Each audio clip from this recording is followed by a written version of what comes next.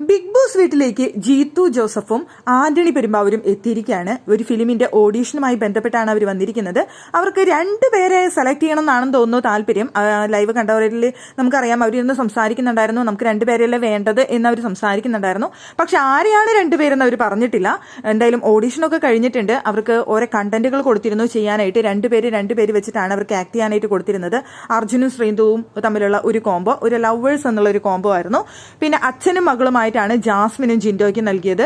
പിന്നെ നോറയും സിജോയും അവർ പെണ്ണ് കാണൽ ചടങ്ങ്, അത് ഒരു കോഫി ഷോപ്പിൽ വെച്ച് ഒരു പെണ്ണ് കാണൽ ചടങ്ങ് അതാണ് ഉദ്ദേശിച്ചത്. അവിടെ ഋഷിയും അതുപോലെ അഭിഷേകും, ഋഷി വന്നിട്ടുള്ളത് ഒരു സംവിധായകനാവാനുള്ള ആഗ്രഹം കൊണ്ട് സ്റ്റോറി പറയാനായിട്ട് വന്നിരിക്കുന്നു. അതുപോലെ അഭിഷേക് ഒരു പ്രൊഡ്യൂസറായിട്ട്, അവർ രണ്ടുപേരും തമ്മിലുള്ള ഒരു കോംബോ. ഇതാണ് അവർക്ക് കണ്ടന്റ് ആയിട്ട് കൊടുത്തിരുന്നത്. രണ്ടുപേരെ വെച്ച് അവിടെ ആക്ടിവിറ്റി റൂമിലേക്ക് വിളിക്കുന്നു. അവിടെ ജീത്തു ജോസഫ് ആണ് ഇരിക്കുന്നത് എന്നുള്ളത്, ആന്റണി പെരുമ്പാവൂരാണെന്നുള്ളത് അവർ അറിയുന്നില്ല. അവരങ്ങോട്ട് തിരിഞ്ഞിരിക്കുന്ന സമയത്ത് ഇവർ വന്ന് ആക്ട് ചെയ്യുന്നു. ഇവർ ആക്ട് ചെയ്യുന്നത് അവർക്ക് സ്ക്രീനിൽ കാണാനായിട്ട് സാധിക്കുന്നുണ്ട്.